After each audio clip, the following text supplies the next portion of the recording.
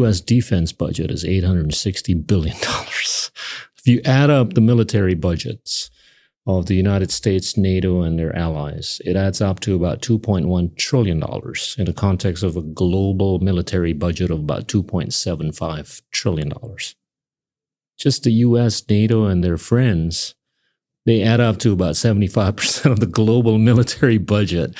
What sort of hope do we have for a multilateral institution like the UN, which works on a budget of $3 to $4 billion to pacify the world?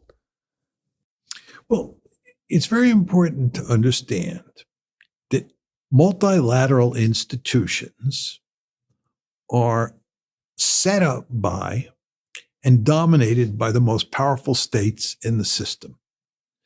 So implicit in your comments is the belief that multilateral institutions are different than great powers, and that multilateral institutions like the United Nations can have an influence on international politics and maybe even curb the misbehavior of a great power. I would say that that's the wrong way to think about it. The United Nations, right?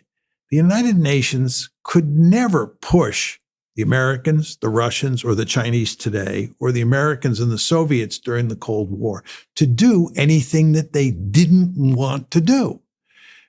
The great powers would not allow an institution to have that kind of capability.